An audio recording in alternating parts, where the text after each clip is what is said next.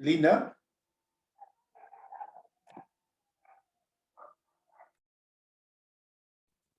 Bien.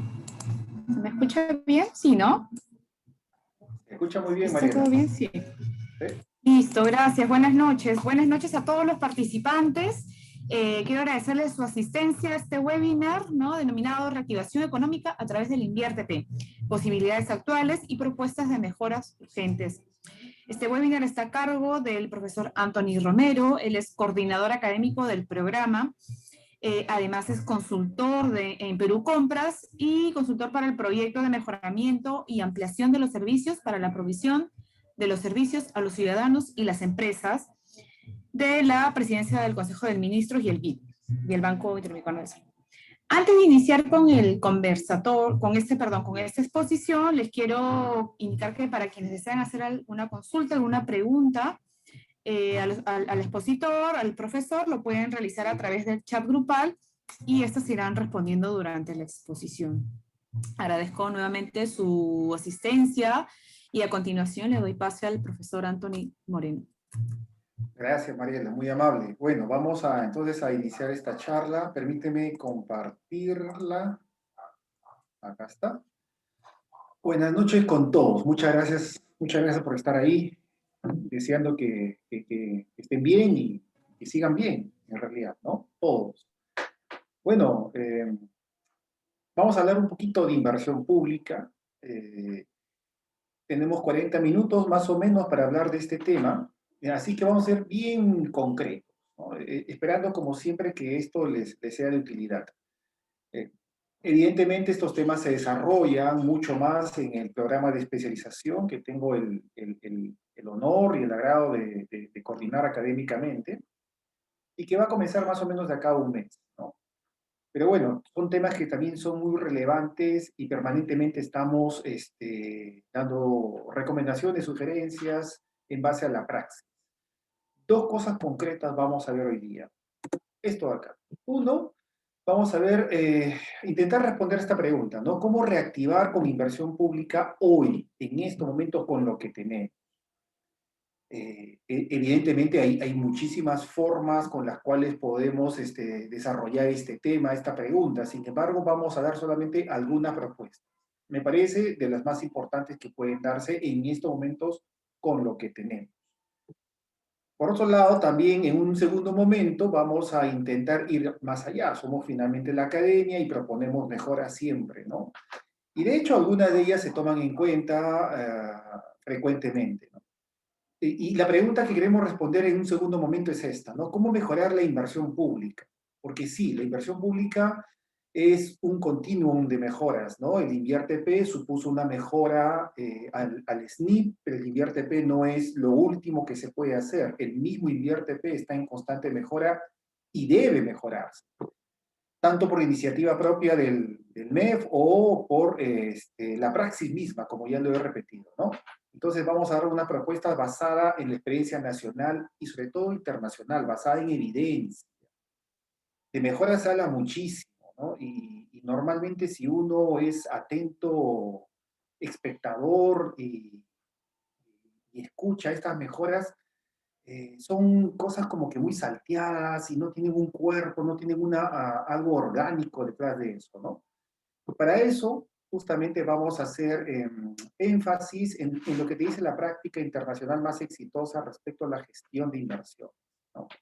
Entonces, esos son dos temas que vamos a desarrollar. Primer tema, entonces, acá está, cómo reactivar económicamente con la inversión pública hoy, en estos momentos. Algunas alternativas, algunas propuestas. Una de ellas, la primerita, y es un convencimiento personal, lo que hace falta, sobre todo, es el tema de gestión. Acuérdate tú, la inversión pública se maneja mediante un sistema administrativo que se llama Sistema Nacional de Programación Multianual y Gestión de Inversiones. Esa última parte es la que adolecemos todavía. Cuando nació el INVIERTE, de esa parte casi se olvidaron, ¿no? 2017, que se formalizó el inicio del INVIERTE, prácticamente no había gestión. En 2019 se corrigió ese error y comenzó nuevamente el tema de la gestión a través de los comités de seguimiento. Hay muchas formas de hacer gestión. Y cuando hablamos de gestión, ojo, estamos hablando del arte de concretar los proyectos, de no dejarlos simplemente engavetados como un bonito estudio de preinversión o como un expediente técnico, sino de llegar a concretarlos oportunamente, adecuadamente, con la calidad y que genere el beneficio por el cual se ha hecho tanto esfuerzo. Eso es gestión. Y el componente de gestión o una de las herramientas para conseguir eso es justamente las buenas prácticas de gestión. Esas buenas prácticas de gestión de proyectos, de inversiones, tiene un nombre, ¿no? En el estándar internacional es el Project Management Office, la Oficina de Gestión de Proyectos, la PMO. La PMO se adecuó, o sea, la idea de una PMO se adecuó por primera vez hace más de 10 años en el SNI. El 2009 se adecuó una PMO a la realidad nacional. Yo creo que fue una adecuación bastante exitosa, tanto así que todavía tiene vigencia, 11 años después, y esa PMO sigue vigente. Esa PMO se llama Comité de Seguimiento. El Comité de Seguimiento no es más ni menos que la adecuación de las buenas prácticas de gestión llamada PMO a la realidad nacional. Porque hay una regla universal en tema de gestión. Las buenas prácticas siempre se tienen que adecuar a la realidad que se va a gerenciar. En ese entonces no teníamos la capacidad ni estábamos preparados para implementar PMOs a gran escala. Incluso hoy mismo eso es un poco difícil, pero sí se puede adecuar buenas prácticas. Entonces diseñamos los comités de seguimientos en 2009 y mira, y se relanzaron en 2019 recién. Y yo creo que es uno de los puntales por lo cual la inversión pública ha ido incrementándose poco a poco en 2019 y el 2020 más, y este año posiblemente también siga con ese incremento, a pesar de la pandemia. ¿En qué consiste el comité de seguimiento? Muchos de ustedes posiblemente ya lo conozcan. En primer lugar, tenemos que aplicar Pareto, priorizar. No podemos gestionar 4.000, 5.000 proyectos anuales en el país. Una entidad pública puede manejar 100, 200 proyectos. Los maneja administrativamente, pero la gerencia se hace solamente sobre 7, 8, 10 proyectos. Esa es una regla de oro, ¿no? Entonces, la gestión siempre se hace sobre una cartera de proyectos, de inversiones priorizada. Esa cartera tiene que tener algunos criterios. Evidentemente, si lo que queremos es reactivar, esos criterios tienen que ser sobre todo aquellos proyectos que van a marcar esa pauta en cuanto al presupuesto, ¿no? Entonces, proyectos importantes, de un presupuesto importante, proyectos que se pueden mover en el año. Acuérdate, la gestión de proyectos es básicamente, si bien es permanente, la estrategia es hacerlo anual. El presupuesto dicen que es multianual, en la práctica sigue siendo anual. Entonces, la gestión tiene que tener ese tamaño, ¿no? Si bien se va a hacer permanentemente en el tiempo, nuestro objetivo a corto plazo es el año. Por lo tanto, la inversión que nos importa en los comités es la inversión anual la que se va a hacer, ¿no? ¿Qué más? Y no hay mayor arte que identificar proactivamente los riesgos. En buena cuenta, lo que se hace es gestionar los riesgos anticipadamente para que no se conviertan en problemas, ¿no? Llámale riesgos, problemas, cuellos de botella, como tú desees. El tema es detectar esos riesgos anticipadamente y hay de todo. En nuestro sistema hay de todo, desde la habilitación urbana, pasando por el saneamiento físico de terrenos, la preinversión, el expediente técnico, la suma de especialidades que no coordinan, los diferentes sistemas administrativos, la calidad del expediente, como ya dije, o la misma ejecución contractual de la obra. Hay problemas por todos lados. La idea es tener un mapa completo de esos problemas y apuntar a lo más fino e irlos resolviendo. Así de sencillo, así de complicado. Eso hace una PMO. Hay acuerdos, compromisos. Y lo clave va a estar básicamente en la calidad de los acuerdos y los compromisos y cómo hacemos para que esto se cumpla. Eso va a ser muy importante. Después de 11 años hay bastante experiencia al respecto, ¿no? De cómo se puede hacer. Y los actores son fundamentales. Los actores, esto no es un tema técnico, eso hay que entenderlo. En los comités actuales, el gran pecado es eso, que piensan que es un tema técnico. Una PMO no es técnica, un comité no puede ser técnico, es básicamente técnico-político. Tiene que estar presidido por el ministro, por el alcalde, por el gobernador. Un comité, una PMO que no es staff del alcalde, que no es staff del gobernador o del ministro, no tiene sentido. Esto no es una oficina de obras. Aquí vamos a tener que empujar el coche y eso no solamente es un tema técnico, Eso se empuja con el órgano resolutivo al costado. Por lo tanto, debe estar presidido por la máxima autoridad. Si el alcalde no asiste, en realidad mejor cerramos el comité. Si el ministro o alguien de un nivel superior, como un secretario, no asiste, mejor, honestamente, mejor cerramos el comité. No tiene sentido. Una PMO siempre está al costado de la alta autoridad porque tiene que moverse la ejecución y la ejecución no se mueve solamente por temas técnicos, ¿no? Si fuese así, ya la ejecución estaría resuelta, ¿no? Tenemos, a pesar de todo, tenemos también muy buenos técnicos y no tenemos una gran ejecución. Así que tiene que estar presidido, liderado por la alta autoridad, básicamente.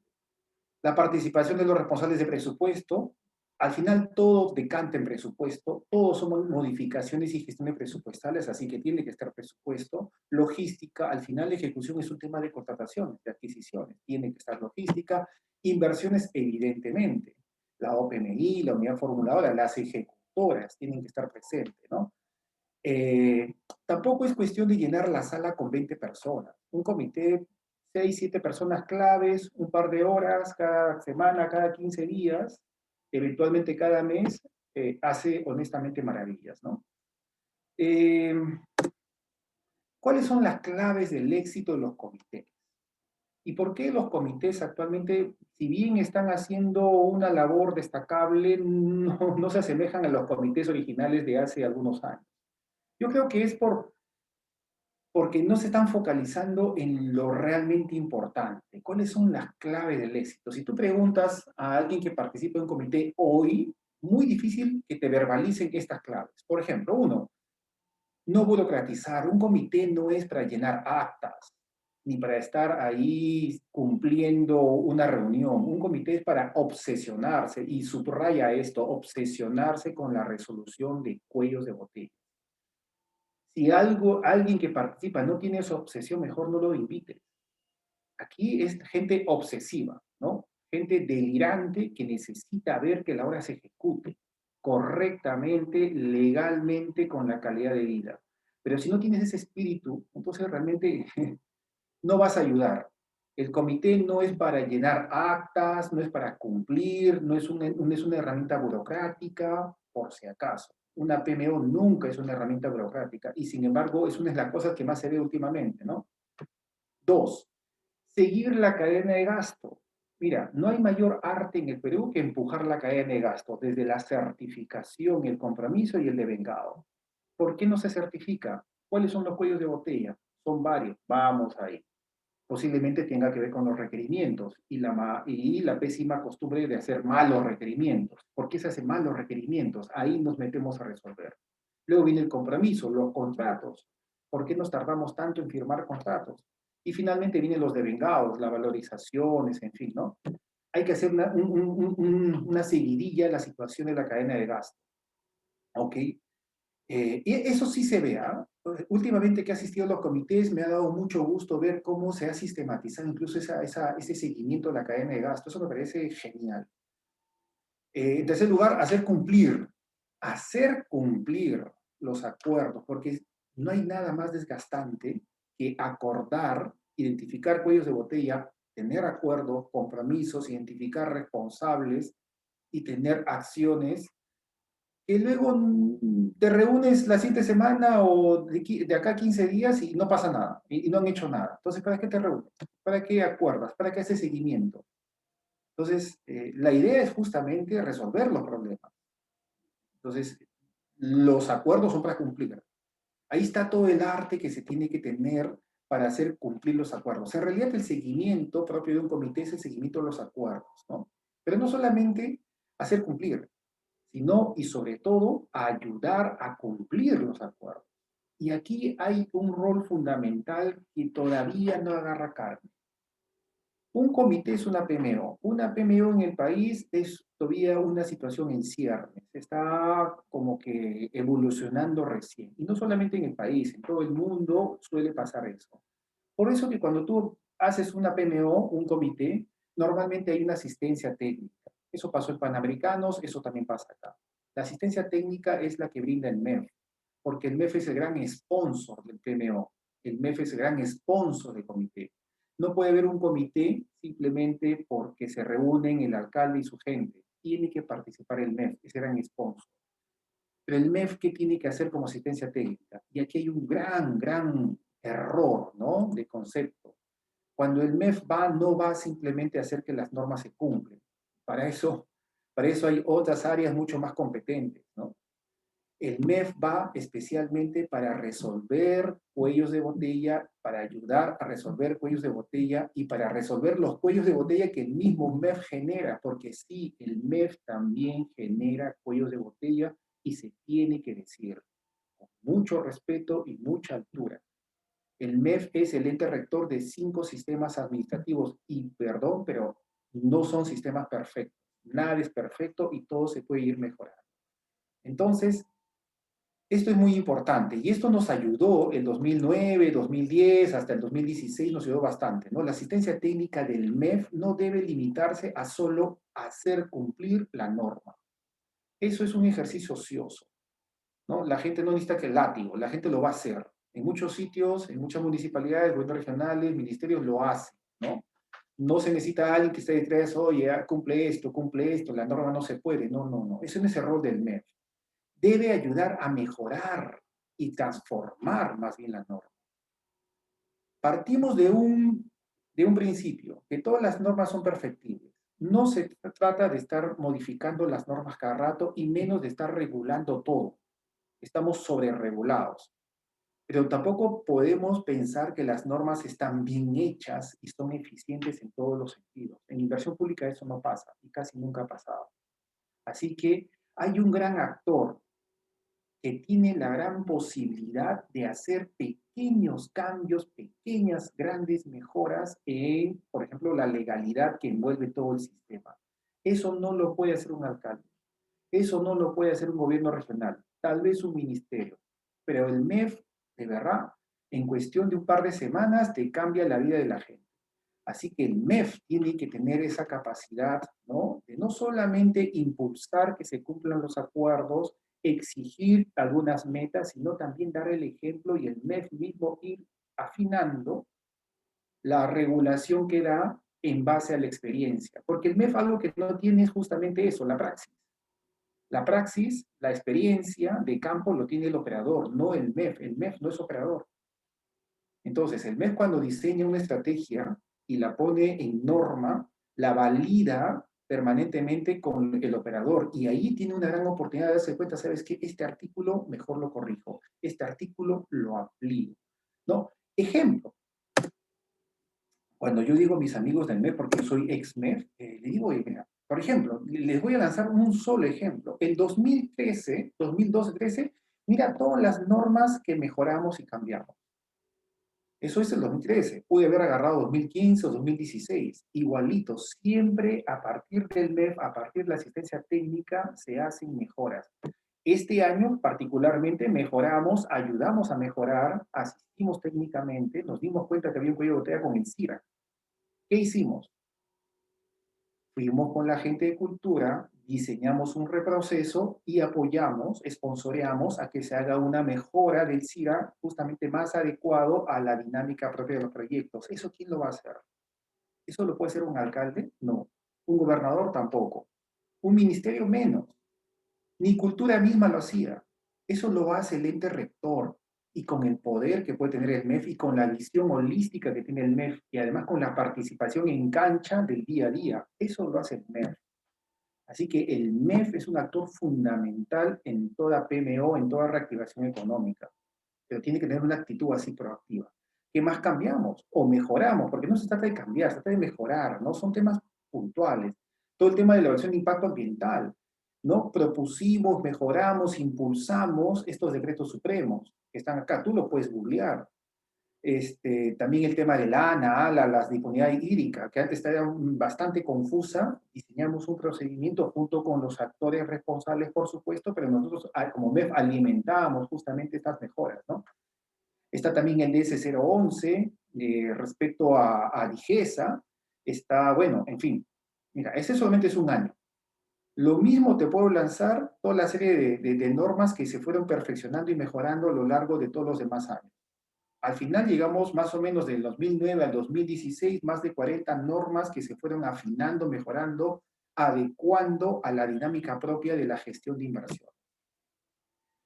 Un ente rector saca su normatividad, pero muchas veces lo hace sin tener el conocimiento de campo, ¿no? De la dinámica de proyectos. ¿Quién tiene ese conocimiento de campo? ¿Quién es espectador, ¿no? En posición expectante de todo eso? El MEF. Entonces, el MEF no puede asistir a un comité de seguimiento solamente a decir, cumplan esta meta, cumplan la norma. No se puede porque el artículo dice que no. No, es una gran oportunidad que tiene para impulsar, ¿no? La ejecución de la inversión pública a través de algunos pequeños cambios normativos. No se trata de hacer toda una revolución normativa tampoco. ¿Ok? Eso. Hay mucho más que decir. Lo dejamos ahí para pasar a un segundo punto, clave, ¿no? Entonces, la gestión tiene una asistencia técnica y el MEF es clave en esa asistencia técnica. Dos, vamos a hablar ahora de la reactivación.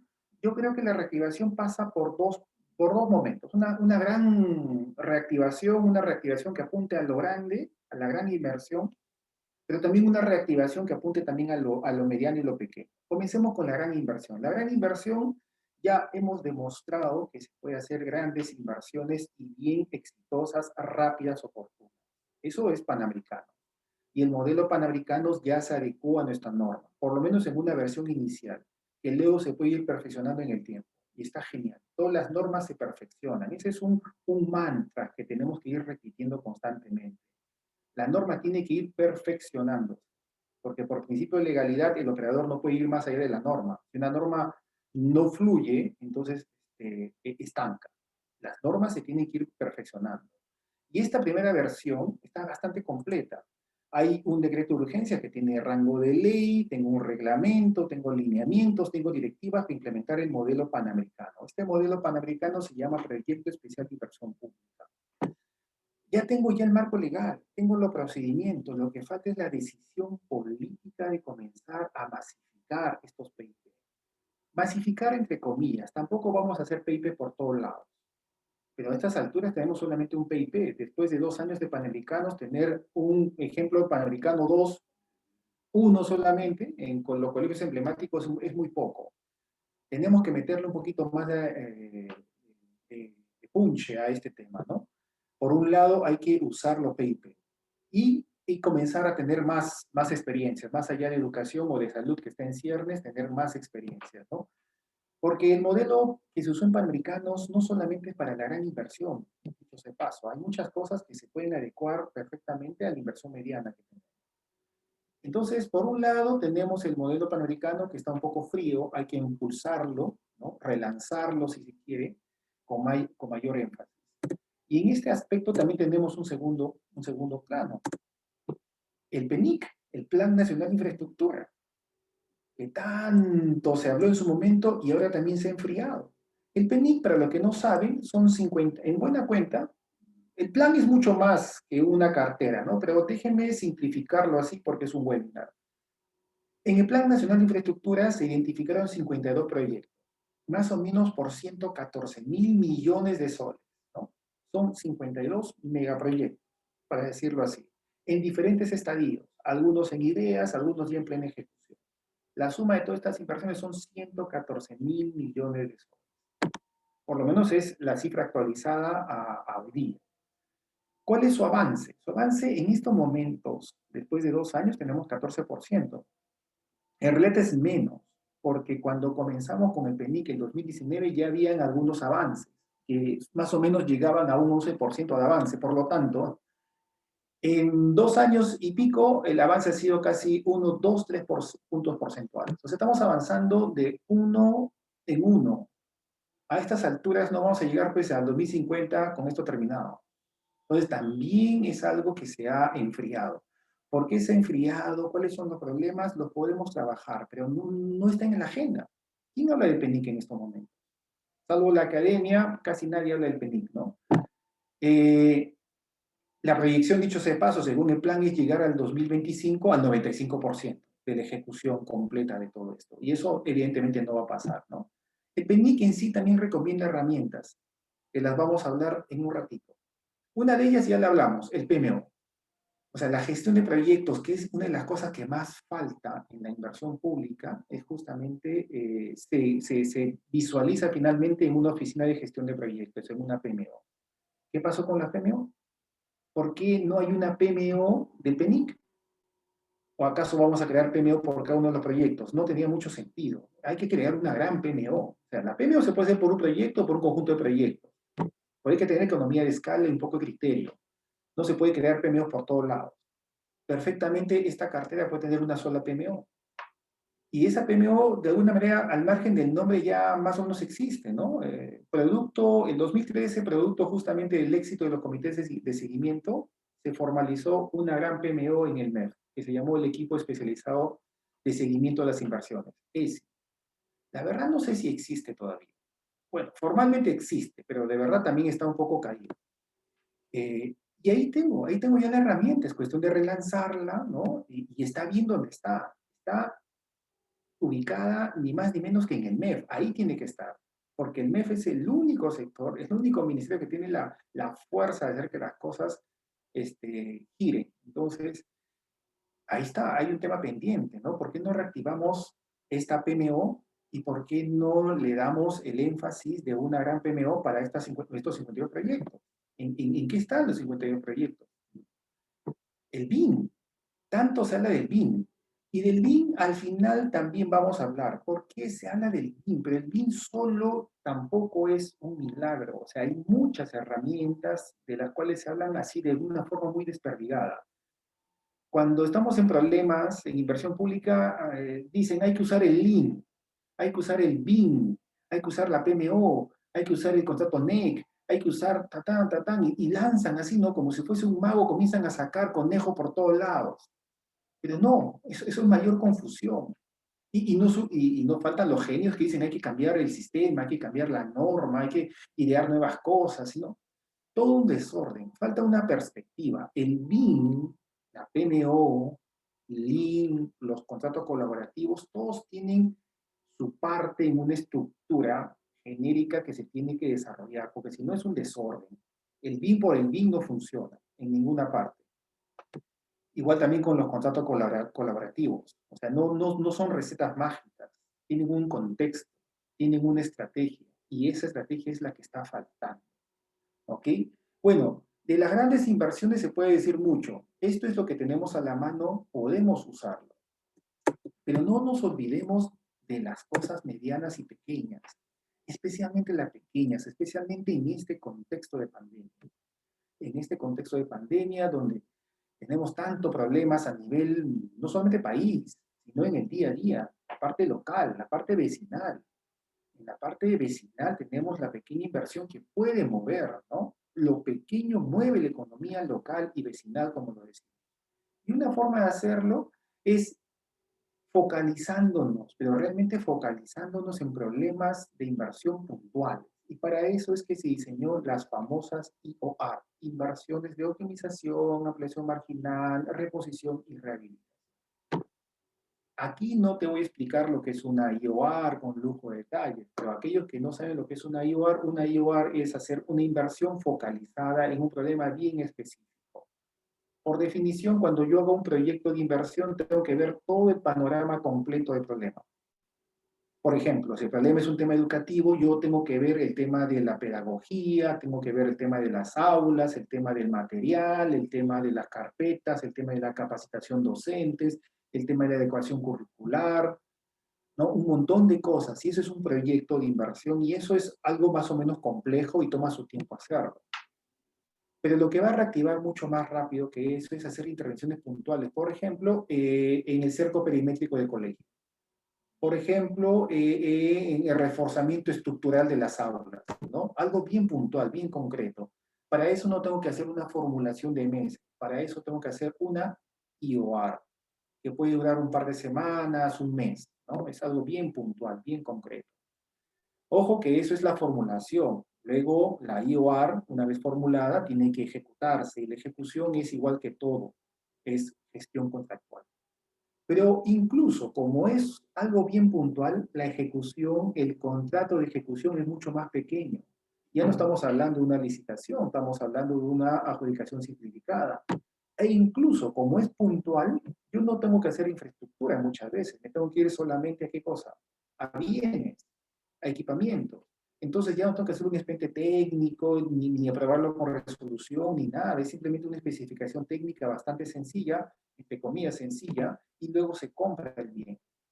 Es una inversión, pero es bien focalizada, bien puntual, ¿no? Entonces, eso, ¿por qué no se mueve? Es increíble que teniendo esta herramienta sea tan poca la inversión que se haga con IOAs. Y ahora hay facilidades espectaculares respecto a que si juntas el concepto de IOR con una ejecución que mueve economía local, es decir, un núcleo ejecutor que es la misma gente organizada, eh, ahí tienes una arma potente, ¿no? Para reactivación económica. Y tú dirás, oye, pero un núcleo ejecutor tiene una norma, FONCODES. No, ya salió una ley para hacer núcleo ejecutor de IORs. Una ley que como todas pues salió más o menos y luego se fue perfeccionando. Así que esta ley tiene un decreto legislativo que lo mejoró. Acá está la ley. Ley que autoriza la ejecución de intervención en infraestructura social básica, productiva y neutral mediante núcleos ejecutores. Si lees el articulado, te menciona la CIOA. Y este decreto legislativo la mejora. Decreto legislativo que modifica justamente la ley, ¿no? ¿Y qué se puede hacer? ¿Qué se puede formular rápidamente con IOAR y ejecutar con núcleo ejecutor? Inversiones menudas, pequeñas, pero que tienen una gran capacidad de mover economía local. Porque son tan pequeñas que normalmente tú no vas a comprar pues, los insumos en una gran fábrica, lo compras en la ferretería del costado, mueves la economía local. ¿Qué cosa se puede hacer? Bueno, está para ti que leas la norma. De verdad que es espectacular, ¿no? Solamente lo está aprovechando el Minagri y Vivienda. Los demás, y esta norma no es para sectores, esta norma es para sectores, gobiernos regionales y gobiernos locales. ¿Qué cosas se puede hacer rápidamente con esto? Acá lo dice, esto es un extracto de la norma. Pequeñas obras en poblaciones rurales o periurbanas en situación de pobreza o extrema pobreza. Entre estas obras, las vinculadas con colegios, ¿no? Cerco perimétrico, patio, ¿no? Puestos de salud, agua potable, letrinas, mini presas, apertura de trochas, puentes, muros de contención, redes secundarias, mejoramiento de vivienda social, etc., etc. Tienes el marco legal, tienes la posibilidad técnica y legal de no hacer una intervención integral, que sería un proyecto, sino algo bien puntual con este foco, ¿no? Y si quieres lo puedes empaquetar, y es mi recomendación, en un núcleo ejecutor. Hay mucha gente de la academia, y especialmente grandes opinólogos, que hablan pestes de los núcleos ejecutores. Sí, de hecho no es la perfección, y de hecho han habido muchas aberraciones. Pero dentro de todos los beneficios superan con creces en estos momentos los riesgos que puede tener, ¿no? El mayor riesgo que se puede tener es que pierdes el control, porque finalmente eso pasa a un grupo de personas privadas. Y tú dirás, ¿qué harán con eso? La verdad, ya se pierde ya un poquito la trazabilidad. Pero es algo pequeño y normalmente tienes el gran beneficio de que la gente misma lo hace suyo. Lo hace suyo y la gente misma se autocontrola, aunque no lo creas, porque no es una persona, estamos hablando de una población, ¿no? Entonces, hay experiencias bastante positivas al respecto, también hay, por supuesto, cosas que no han funcionado en los núcleos, ¿no? Pero no es momento de tener dudas. Yo no tengo dudas, yo apostaría por esto. ¿Qué más se podría hacer? Infraestructura productiva, horas de riego, conservación de suelo, reforestaciones, apoyo, comercialización y post cosecha, por ejemplo, los centros de acopio tan necesarios en la zona del GRAE, pequeñas plantas de transformación de producción, piscigranjas, etc., etc. La norma lo permite. La norma lo permite. Restauración ecológica, ¿no? Esto está muy bonito. Reconstrucción de anenería, ¿no? Reconstrucción de canales ancestrales, manejo de pastos naturales, microembalses, soluciones ecológicas para etc., etc., etc. Hay una gran potencialidad en esto. ¿Por qué no se usa la ley 31015? Son cosas que no se entienden, ¿no? Aquí están combinando dos conceptos: la formulación rápida, puntual, IORs, y la ejecución rápida a nivel de el mismo ciudadano, ¿no? Núcleo ejecutor. Ok, entonces, lo que queremos decir es que no, la reactivación,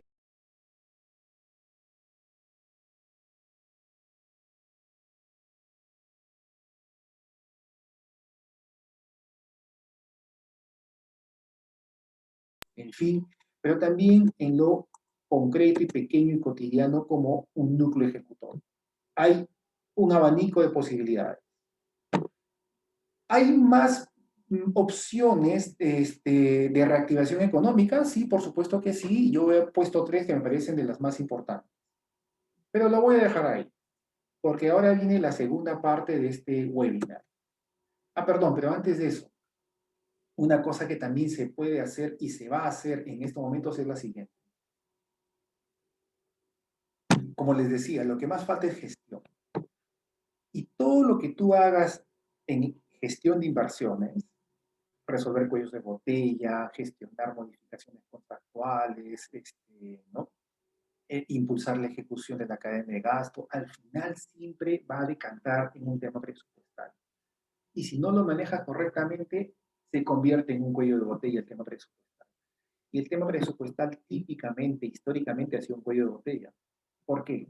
Porque presupuesto público del MEF, siguiendo su rol natural, ¿no? De cuidar el presupuesto, a veces es demasiado celoso del presupuesto y pone un montón de, eh, no diré trabas porque no lo son, pero sí un montón de salvaguardas para evitar la distorsión del presupuesto.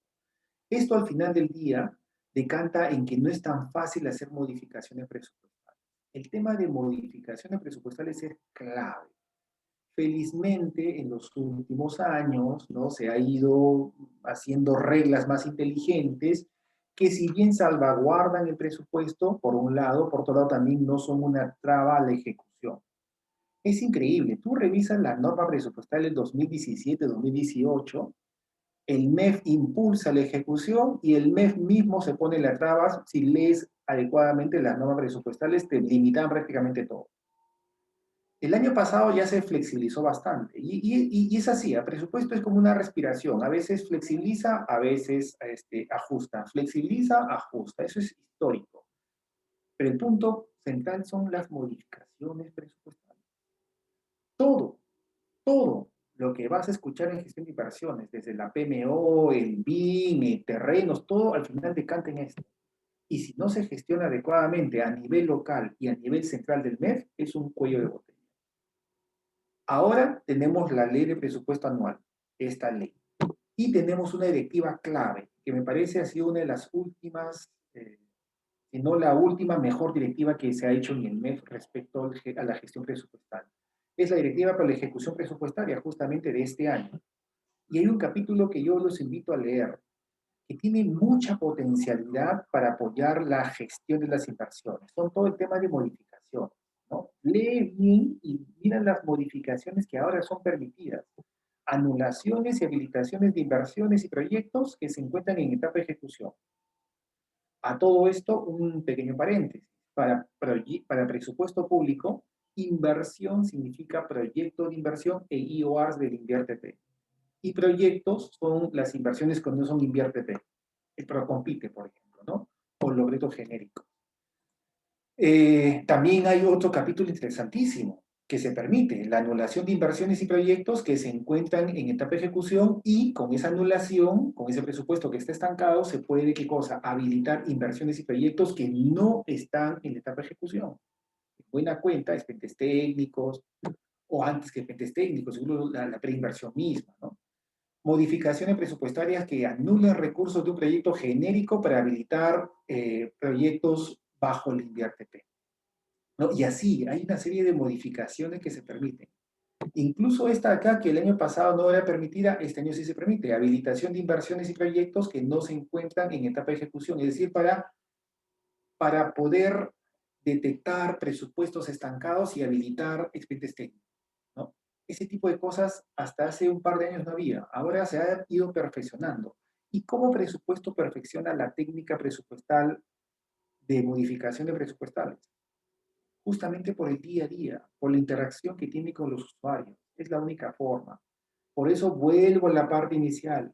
La asistencia técnica del MEF no puede consistir en simplemente mandar a viajar a la gente en asesoría, en contrataciones, en presupuesto, en inversiones. No, tienen que aprovechar esa oportunidad para detectar in situ, los cuellos de botella, y muchos de ellos tienen que ver con algunas mejoras leves a las normas que hemos sacado, ¿no? Ok, como te decía, hay mucho más que decir de cómo se puede reactivar con lo que tenemos hoy, ¿no? Yo te he puesto tres grandes ideas, o cuatro grandes ideas. Pero también en la academia y en este programa de especialización nos gusta también dar propuestas, ¿no? Y de hecho lo hemos estado haciendo permanentemente, ¿no? E interactuando con los entes rectores para que justamente veamos qué se puede hacer. Lo que te voy a enseñar es lo siguiente, a ver, ¿cómo mejoramos a mediano plazo la inversión? La inversión pública ha ido mejorando. Desde el año 2000 que creamos el SNIP, el mismo SNIP se ha ido mejorando constantemente hasta que dimos un salto en 2016 con el INVIERTP, que también es una mejora cualitativa del SNIP, ¿no?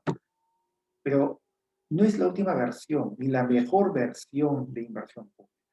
Falta más. ¿Qué cosa, cuál es la evidencia de que falta más? Mira, como evidencia, no te voy a presentar los números del MEF. Como evidencia, vámonos mejor a informes de la Contraloría, para que te des cuenta de lo que estamos hablando. En resumidas cuentas, tenemos un sistema, y ojo, sistema entre comillas, no estoy hablando del sistema INVIERTP, ni el sistema de contrataciones, ni el sistema de presupuestos, sino un sistema de una forma más general. Toda la inversión pública, el INVIERTP, las contrataciones, el manejo presupuestal, los lineamientos que sacan los sectores para las licencias, permisos, todo ese conjunto, esa maraña, la forma de hacer los entes técnicos, la forma de formular, todo eso llámale sistema. Todo ese sistema que actualmente existe es litigioso. No, perdón, no es litigioso, es muy litigioso. No lo digo yo, lo dice la Contraloría. Por ejemplo, mira, hay al 2019, en el reporte de horas paralizadas, tenía identificada más de 800 horas paralizadas. 800 horas paralizadas. Y según este informe, las razones, las causas de esta paralización, date cuenta que son temas legales, ¿no? Deficiencias técnicas, o sea, malos expedientes técnicos que decantan finalmente en controversias legales, ¿no? O simplemente incumplimiento contractual, temas legales. Esa es la gran mayoría de problemas que tenemos. La pregunta es, ¿por qué? ¿Porque a la gente no le gusta cumplir? ¿Porque simplemente los ingenieros no hacen buen expediente técnico? Si fuese tan fácil, ¿no? Entonces, hagamos buenos expedientes técnicos y se acabó el problema. O si fuese tan fácil, hagamos que la gente cumpla las normas y se acabó el problema.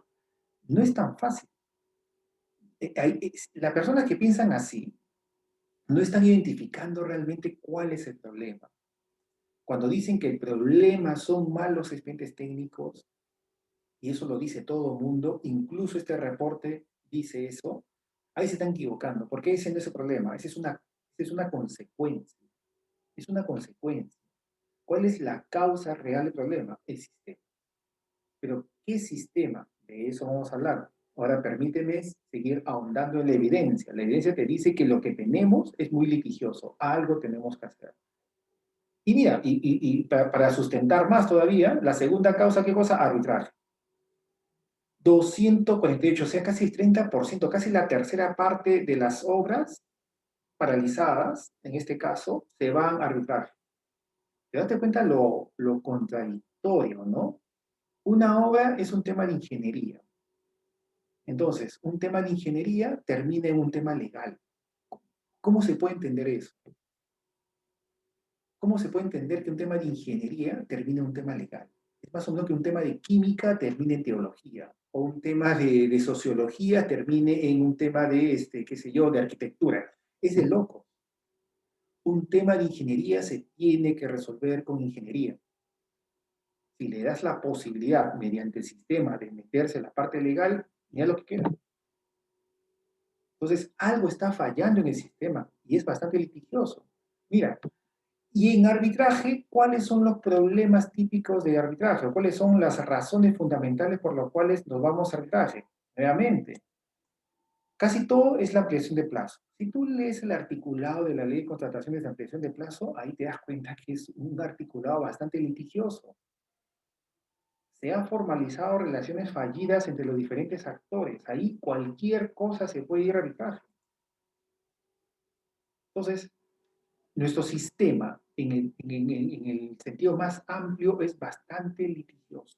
Ojo, no estoy diciendo que aquí no tienen participación los abogados, por supuesto que sí, hay el derecho a la construcción y hay abogados muy buenos en tema de obras, pero hay una preponderancia en el tema legal que por lo menos causa extrañeza. Y la solución no simplemente es, bueno, cumplamos las normas. No es tan fácil. El sistema está mal. El sistema está mal. ¿Y de qué sistema estamos hablando? Vamos a ver. Pero por supuesto, no solamente es el sistema, o en todo caso, este sistema es muy permeable a la corrupción. Porque encima tenemos corrupción y de la grande, ¿no? Hemos visto, hemos experimentado, los que estamos más viejos, desde que estamos en el sector público, no hemos visto estos casos de corrupción. Pero nuevamente, la corrupción se acrecenta porque las relaciones, y a veces son relaciones jurídicas, o sea, contractuales, están mal diseñadas, ¿no? Y ahora no lo digo yo, bueno, quienes me siguen y ven mis exposiciones siempre hablo de las malas relaciones, ¿no? Pero acá no lo digo yo, este es un informe de qué, de Nelson Chaque, el Contralor, ¿no? De hecho es de la Contraloría, que te habla de las relaciones fallidas, incluso de un triángulo de la corrupción, ¿no? Entre el contratista, supervisor y las gerencias de obra, incluyendo a logística, la contabilidad que hacen los devengados justamente y hasta el tesorero que paga, ¿no? Entonces, son relaciones que están fallidas. Todas tienen normas, pero ¿por qué estas normas, si son hechas con buenas intenciones y con gente muy capaz, terminan en este universo de litigio? Y aquí nadie se salva, es obra pública, administración directa, APPs, horas por impuesto, todo termina en litigio. ¿Por qué? Yo te digo, el sistema. Anthony, ¿y de qué sistema estás hablando? Ahí viene el gran aporte que hacemos justamente en el curso, en el programa, en la academia. Según la práctica internacional, es esto. A ver, ¿de qué sistema estamos hablando y cómo lo mejoramos? Porque si no sabemos exactamente identificar el problema, vamos a seguir pensando que la solución es hacer una PMO por acá, o aplicar BIM por allá, o cambiar las normas por acá, ¿no? Pero todo debe tener un cuerpo, porque si no es más desorden. A ver, comencemos con lo último. ¿Qué es lo que queremos en la inversión pública? Claro, algunos dirán, bueno, cambiar la vida de la gente para bien. Ya, pero ya eso es demasiado lejos, eso ya es como resultado, algo más concreto. En lo concreto, lo que queremos con la inversión pública es esto. Llámalo como tú quieras, pero en realidad es esto lo que queremos con la inversión pública, en el corto plazo. En el mediano y largo plazo es cambiarle la vida a la gente, ¿no? Pero en el corto plazo queremos una inversión que se concreta normalmente en infraestructura, no siempre, pero casi siempre en el Perú es infraestructura. Esa inversión, casi siempre de infraestructura, tiene que ser rentable socialmente, que cause cambios positivos en la gente. Tiene que ser construible. Es decir, eso que yo formulo como perfil, formulo como expediente técnico, tiene que al final del día poderse construir sin problemas y no paralizarme porque hay muchas diferencias entre el perfil, el expediente o en el expediente y la obra. Tiene que ser construible. Yo tengo que agarrar el expediente y construir sin mayor problema. ¿Eso pasa? Eso pasa. Tú agarras un expediente y lo puedes construir sin problema. No pasa, pues. Ahí nomás la mitad se quedan en litigio. Así que lo que queremos es inversión pública que sea rentable socialmente, que sea construible, que sea operable, que sea mantenible, que sea usable, ¿no? Que sirva realmente al usuario en lo que corresponda. Y por supuesto sostenible ambientalmente, ¿no? Aquellos medios verdes, también es importante este tema. En el fondo, eso es. Verbalízalo como lo que tú quieras. En el fondo va a ser una cosa como esta.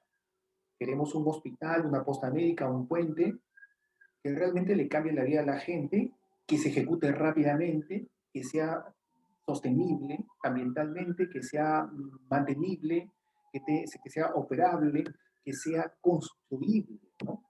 Sobre todo construible.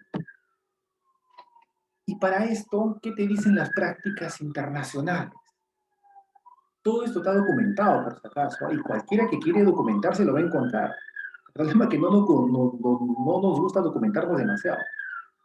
Para conseguir esto, lo que tenemos que desarrollar en primer lugar, perdón, está pasando una ambulancia, disculpa. En primer lugar, es tener los sistemas integrados. ¿A qué me refiero con sistemas integrados?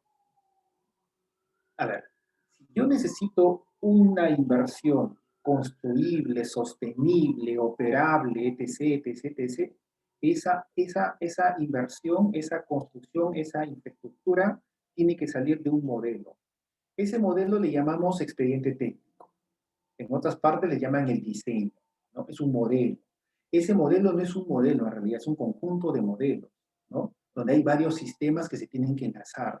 Está el sistema arquitectónico que le da la forma, está el sistema estructural que hace que ese modelo no se caiga con un terremoto, está todo el sistema de luminarias, todo el sistema de sanitaria, está todo el sistema de comunicaciones, el tema de climatización, el tema de gases, eléctricas, mecánicas, son un montón de sistemas. Normalmente hecho por ingenieros. ¿Cuál es el problema con estos sistemas? Que todos son islas. Quien no ha visto nunca un expediente técnico, esto le puede sorprender. Normalmente la gente habla de expediente técnico sin haber visto nunca un expediente técnico. Un expediente técnico es hecho no por una persona, es hecho por 10, 15, 20 personas, cada uno especialista, diferentes personas. Viene el arquitecto, hace el diseño y se va. Luego viene estructuralista, agarra lo que dejó el arquitecto, hace sus cosas, sus planos y se va. Luego viene mecánica, hace sus planos y se va. Luego viene sanitaria, hace sus planos y se va. Al final todo el mundo se va, no articula porque los sistemas ni siquiera conversan.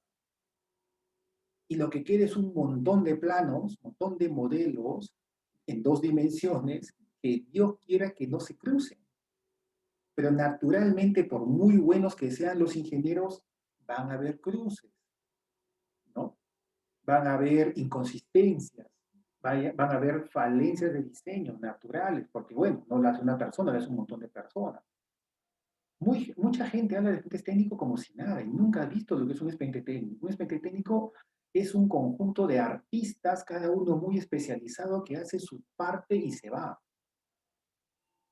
¿Cómo podemos entonces después pensar que no va a haber inconsistencias, incompatibilidades? En la literatura se conoce como clashes, ¿no? Interferencias. La tubería pasa por la mitad de la puerta. Eso va a ser de lo más natural, por muy buenos que sean los ingenieros, porque además, ¿cuál es la herramienta que usan? Planos, dos dimensiones. Por más que sea la computadora, son dos dimensiones, ¿no?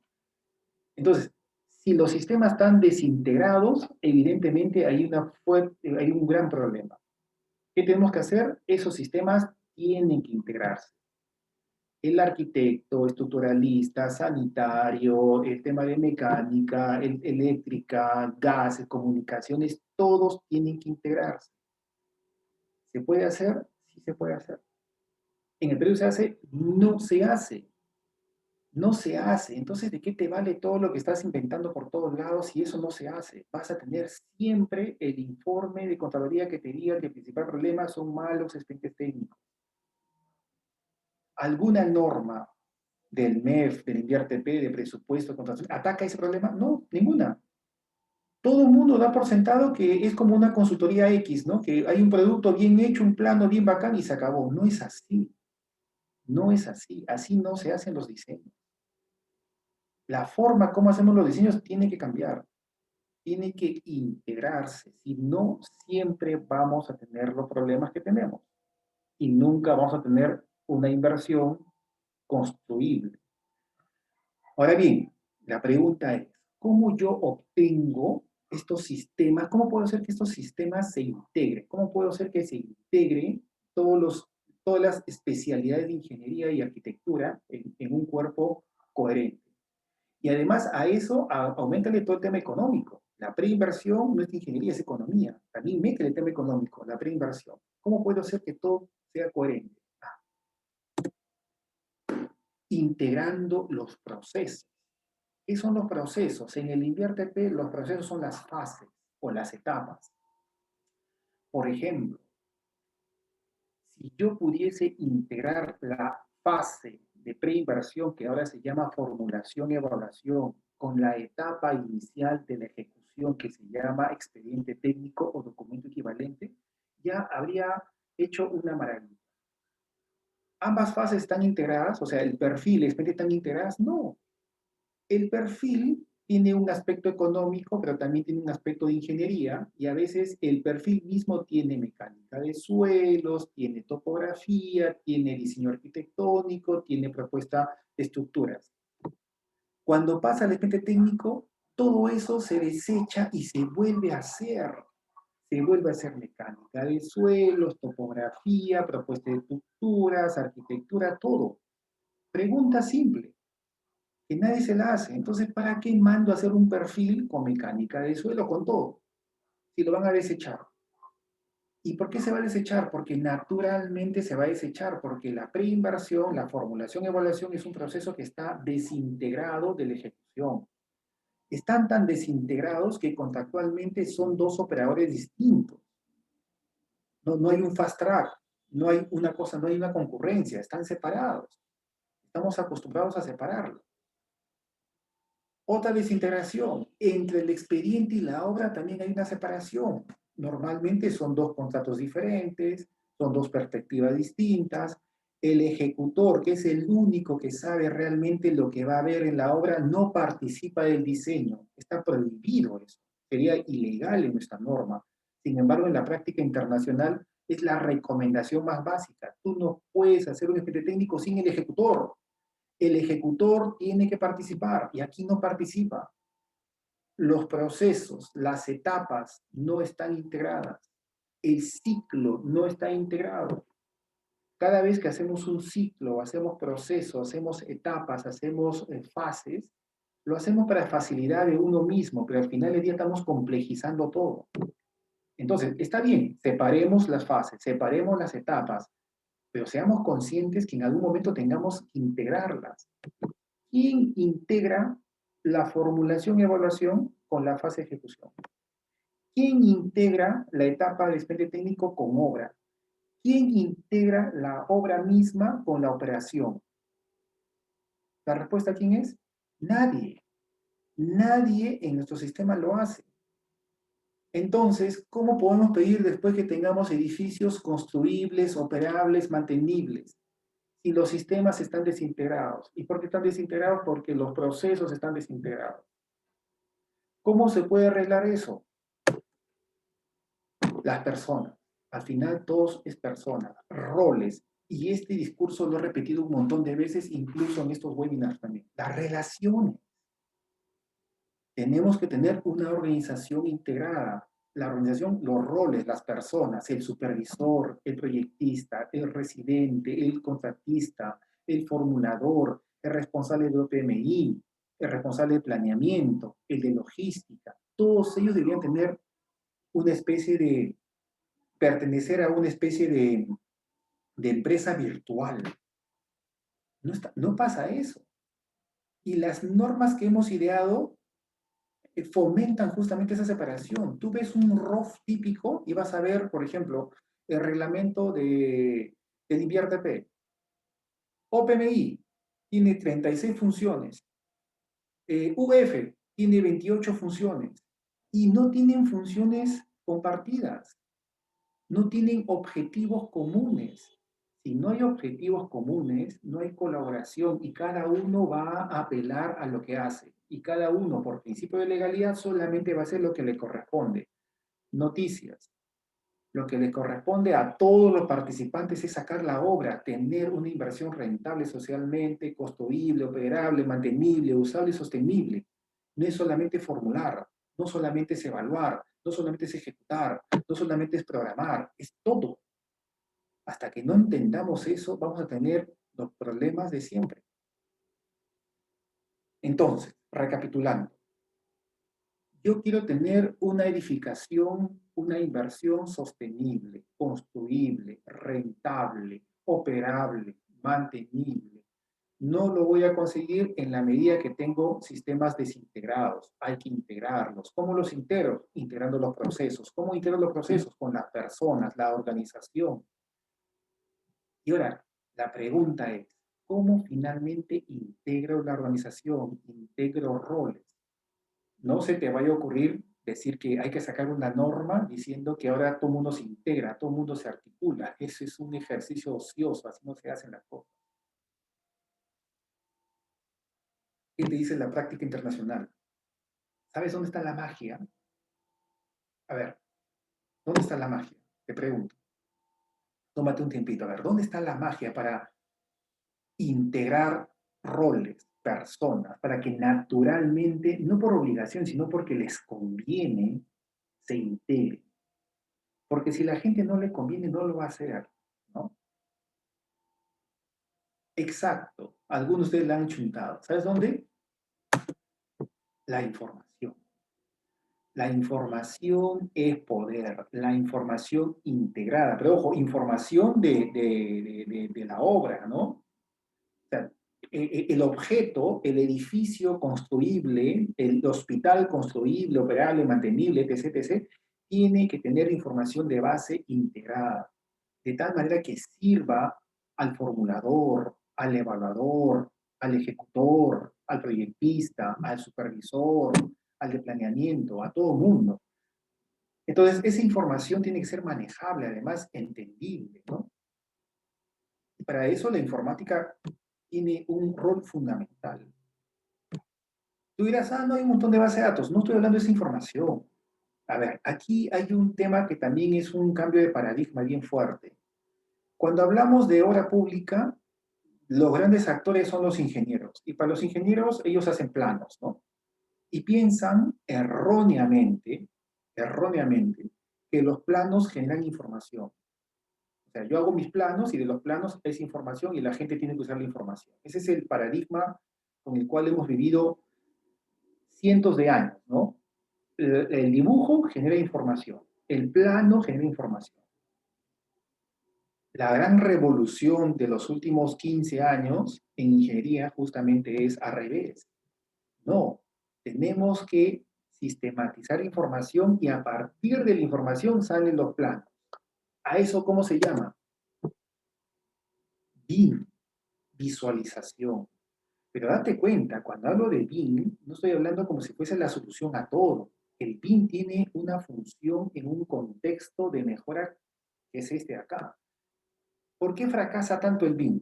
¿Por qué el BIM no agarra carne a pesar que tiene un montón de años en el Perú? Justamente porque lo ven como si fuese un software, lo ven como si fuese una metodología aparte, una panacea, la gente habla de BIM, la definición que hemos tenido en el MEF es que es una metodología, pero nadie la entiende, ¿no? Lo que hace falta es un mapa completo. Lo que necesitamos para mejorar es información integrada, y a partir de información sale todos los modelos. Eso es un modelo BIM, una visualización. Si se visualiza con información útil para todas las partes naturalmente van a usarla. Y si van a usar esta información, no van a duplicar información. Te olvidas, por ejemplo, de que el estudio de suelo se haga 2 veces. Te olvidas, por ejemplo, de que el diseño arquitectónico se haga 2 veces. Te olvidas de hacer 2 veces la topografía. Si lo haces bien una sola vez y se visualiza correctamente, eso se usa.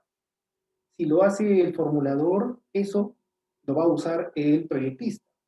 Y si lo hace el proyectista, eso lo hace el ejecutor. Entonces, eso es la maravilla del BIM. Pero ¿qué más?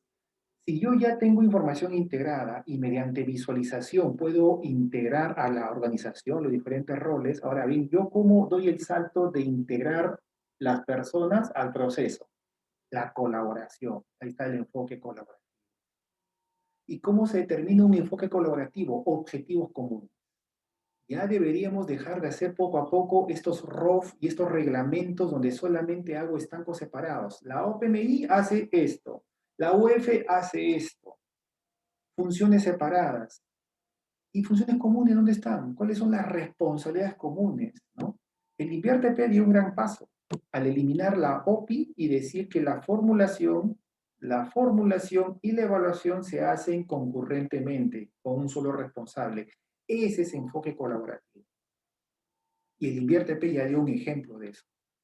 Esa es la colaboración. Y si tú colaboras, naturalmente haces que participe tempranamente los actores que de forma natural intervienen al final. Por ejemplo, ¿por qué un evaluador tiene que esperar que se termine un perfil para evaluar? Ese es el paradigma tradicional, pésimo. Un evaluador tiene que acompañar al formulador, asesorar, acompañar, observar, dar su opinión, ¿no? Desde el comienzo que se formula, casi como un coach. Y al final, cuando le llegue el documento, va a ser un documento que ya él mismo lo ha visto y por lo tanto la evaluación no va a ser un cuello de botella, no va a haber un tiempo de latencia, va a salir más rápido. Lo mismo, ¿por qué el ejecutor tiene que esperar recibir el expediente técnico? El ejecutor debería participar, ayudar, asesorar, acompañar, un coach del diseñador. Cuando le llegue finalmente no va a tener las observaciones N que normalmente tiene, que generan justamente controversia y se van a arbitraje. Él participa.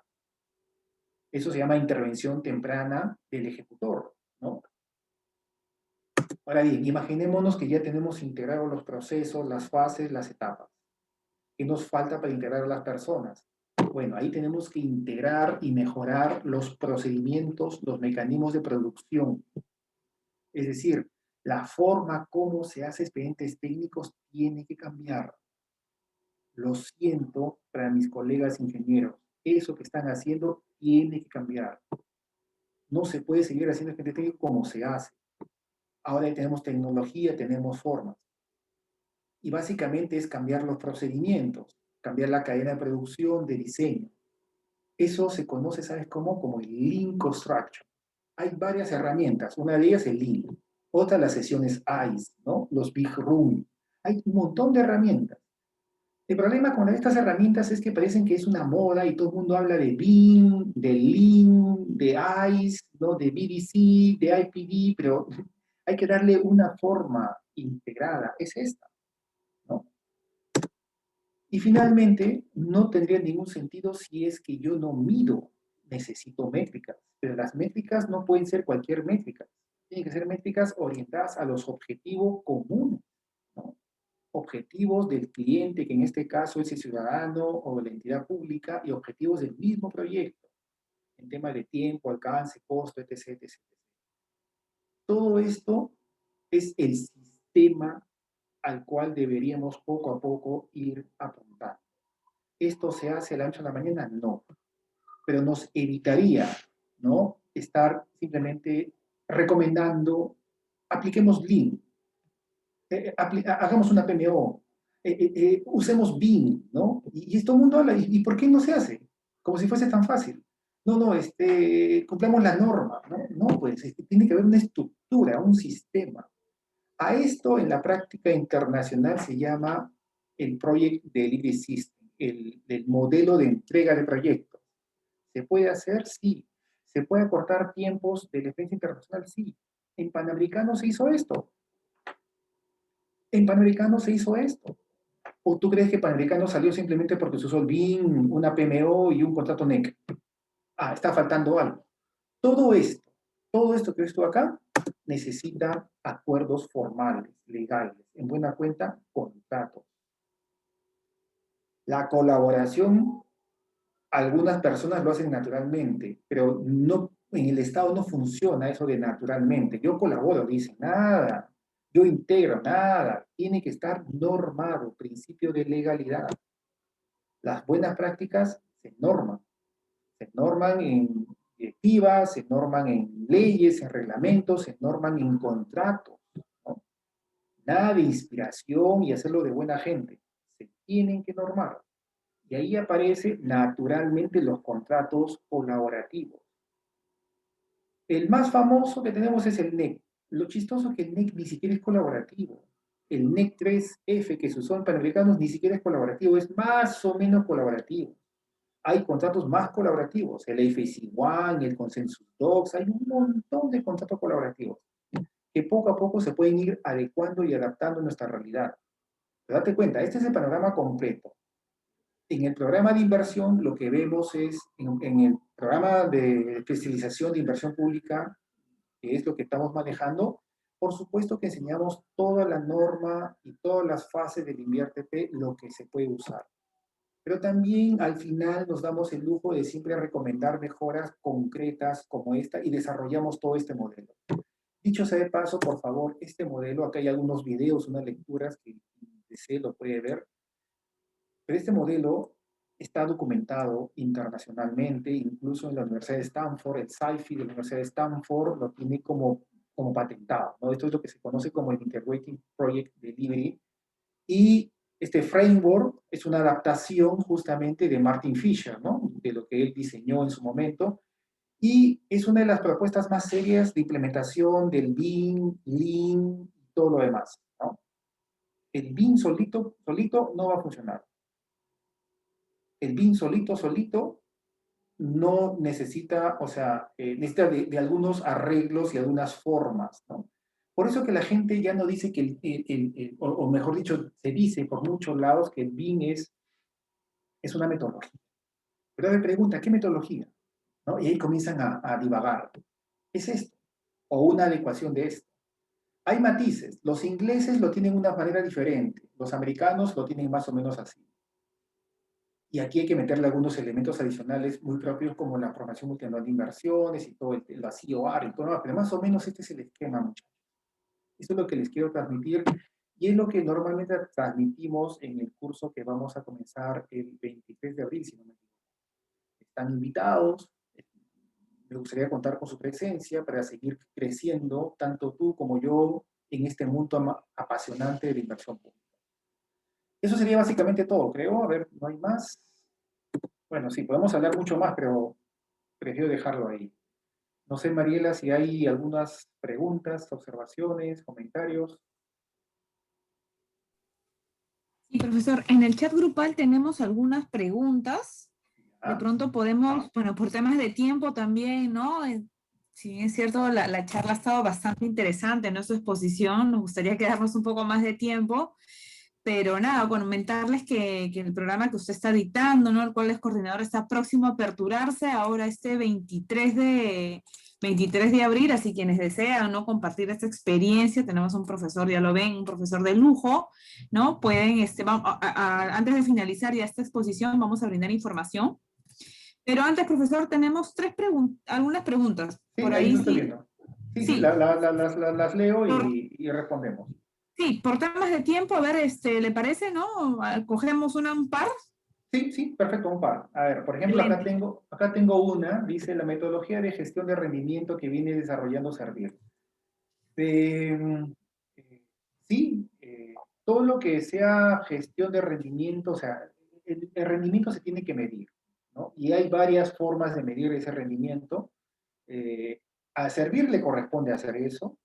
Yo tengo mis observaciones al respecto, pero mira, no hay peor gestión que la que no se hace y yo creo que este es un buen inicio. Además, finalmente, Servir es el ente rector, ¿no? Yo creo que sí, se debería hacer, seguir apoyando y mejorando esta propuesta de Servir para gestionar el rendimiento. Pero en esa pregunta también acotan, ¿no? ¿Y puede mejorarse el funcionamiento de los comités? Por supuesto que sí, ya lo he dicho al comienzo. No solamente pueden, deben mejorarse. Les he puesto como ejemplos concretos. Los comités los creamos como una adaptación del PMO en 2009. En 2009 y 2010 hicimos más o menos como 15 mejoras normativas. Y así, todos los años hacemos entre 15 y 20 mejoras normativas. Yo pregunto, estos comités, con esta asistencia técnica del MEF, ¿qué mejora normativa ha hecho? No me digan que las normas están perfectas. Tampoco se trata de estar moviendo todas las normas, pero hay algunos pequeños artículos que se tienen que ir afinando y mejorando por la praxis misma del operador. Si yo como MEF asisto y veo la práctica, la problemática real, más allá de lo que se normó con buena intención, ¿por qué no mejorar? ¿Por qué no afinar? Además son artículos bien sencillos de un reglamento, de una directiva, que se pueden corregir fácilmente, ¿no? Entonces, sí, debe mejorar y básicamente en la asistencia técnica que el MEF brinda, porque el MEF es la única entidad el único sponsor que tienen los comités para ir impulsando la mejora permanente. Eso no lo puede hacer el gobernador, el alcalde y todo lo demás, ¿no? Esa es una pregunta. Una segunda pregunta, que también tiene que ver con la gestión, ¿no? Respecto al ciclo de la inversión pública, ¿en qué fase de este ciclo entraría el comité de seguimiento? ¿Este comité es efectivo? ¿Se encuentra en una ejecutora? A ver, el comité de seguimiento, que es una especie de PMO, en realidad puede estar permanentemente. Normalmente las PMO y los comités de seguimiento funcionan para ejecutar las cosas. Entonces, en la fase de ejecución es donde uno más o menos ve la actuación de un PMO. Sin embargo, una PMO o un comité, un comité es un PMO chiquito, ¿no? Puede participar en todo el ciclo, impulsando mejoras. Lo clave es que tampoco se maree con tantos problemas. Agarre 5, 6, 10 problemas fundamentales, proyectos en todo caso, en cualquier fase y los impulse, ¿no? Pero si tenemos que escoger una fase, porque también nos podemos marear con tantos problemas que existe, escogeríamos fundamentalmente la fase de ejecución, ¿no? La fase de ejecución. Y una última pregunta. ¿En qué clase de proyectos se podría aplicar de forma mucho más eficiente el modelo panamericano? O sea, el modelo panamericano es los PIP, ¿no? El modelo panamericano, tal cual y tal cual se implementaban los PIP, en realidad es para una gran inversión. Para pequeñas inversiones, ¿no? No podemos, como dice la frase coloquial, no podemos matar una mosca con un cañonazo, no sería muy eficiente. Por eso que los comités son una adecuación bastante económica, ágil, barata, pero efectiva de lo que es un comité, de lo que es un PMO, una PMO. El modelo Panamericanos yo lo dejaría para inversiones medianas a grandes, ¿no? Las inversiones pequeñas se pueden manejar a nivel, ¿no?, articulado integral. Pero si vemos el modelo Panamericanos formulado en los PIP es una cosa, pero lo último que les he explicado es el sistema que tiene que cambiar. Si entendemos por modelos panamericanos a todo ese sistema que cambió justamente en Panamericanos, porque ahora en Panamericanos no se usó la ley de contrataciones y el Invierte P se usó solamente una partecita, la COR. Entonces, en Panamericanos la gran revolución ha sido que se usó un sistema diferente, que es el sistema que te he explicado. Entonces, yo sí creo que toda la inversión pública, pequeña, mediana y grande, se merece un sistema así, ¿no? Que comience por lo último, infraestructura de calidad, rentable socialmente, usable, construible, mantenible, que genere a partir de sistemas integrados que se genere a partir de procesos integrados que se genere a partir de una organización integrada, lo cual se consigue con información integrada. Y esa información integrada te da visualización, que es el BIM, te da el link y te da todo lo demás, ¿no? Nos merecemos como países. Si no, estaríamos siempre pensando en el plan BIM, que no agarra carne nunca, y recomendaciones de PMO que nunca se hacen, ¿no? Y todo suelto. Si se dan cuenta, todo está suelto, ¿no? Los contratos NEC, el PMI, todo está suelto. ¿Por qué no se integra ese sistema? Lo que se conoce como el modelo de entrega de proyectos, ¿no? La idea es mejorar el modelo de entrega de proyectos. Lo que se dice en la literatura, pasar del modelo tradicional que es el design build build, o sea, diseña, licita y construye, a un modelo de integrado, ¿no? A un IPD que se llama, ¿no? El modelo de gestión de proyectos integrado, que es todo esto que estamos hablando, ¿no? Integrado, colaborativo, articulado. ¿Se puede hacer? Se puede hacer. Por supuesto que sí, y todos nos merecemos eso. Ok, bueno, hay más preguntas. En fin, lo dejamos ahí por tema de tiempo, ¿verdad? Ojalá se animen a acompañarnos. Ahí vamos a seguir viendo todos estos temas. Muchas gracias, Mariela. Muchas gracias a todos. Gracias a usted, profesor. Y ahorita bueno, le doy pase a Carolina, nuestra ejecutiva, nuestra especialista comercial, para que pueda comentarles acerca del programa en inversión pública que está próximo a abrirse, como les decía, ¿no? Inicia el 23 de abril, así que Carolina, para que nos puedas brindar un poquito de información. Gracias, Mariela, y muchas gracias, profesor Moreno, y buenas noches a todos. Les saluda Carolina Pineda, soy una de las asesoras del área comercial de la Escuela de Gobierno y Políticas Públicas PUC. En esta oportunidad queremos compartir con ustedes los beneficios de estudiar el programa de especialización en inversión pública en la modalidad a distancia que ofrecemos en la escuela. En primer lugar, tenemos una plana docente con amplia experiencia, ocupando cargos de alta dirección en las principales entidades públicas, como el Ministerio de Economía y Finanzas, lo que nos garantiza un aprendizaje de alto nivel. Tendrán clases en vivo y grabadas. Contarán con asesoramiento académico personalizado y permanente. Participarán hasta en 2 charlas magistrales. Y por último, y no menos importante, tendrán actividades individuales como también grupales, con finalidad de fortalecer el trabajo en equipo y networking. Por tanto, los invitamos a participar al programa de especialización en inversión pública en la modalidad a distancia. Contamos con una tarifa especial de pronto pago, pago fraccionado y tarifa general. Las inscripciones ya se encuentran abiertas en nuestro campus virtual PUC. Estamos iniciando clases ya el 23 de abril. Programa de especialización en inversión pública, modalidad a distancia. Comprende la relevancia de la inversión pública para el crecimiento y desarrollo del país y conocer los conceptos relativos a la inversión pública, su marco normativo y sobre todo, cómo mejorar las posibilidades de implementarla oportunamente. Conoce cómo opera la fase de programación multianual de inversiones y aplicar los principales conceptos, metodologías, herramientas y mejores prácticas para una eficiente programación de inversiones. Conoce cómo se articula el InviérteP con los demás sistemas administrativos del Estado, en particular con los sistemas nacionales de planeamiento estratégico, de presupuesto y de abastecimiento. Y genera capacidades de análisis de la problemática real de las inversiones y del desarrollo de propuestas de mejora basadas en buenas prácticas nacionales e internacionales. ¿Desean recibir información? No duden en comunicarse a nuestros correos electrónicos o vía WhatsApp y llamadas al teléfono 962-379-448. Quedamos atentos.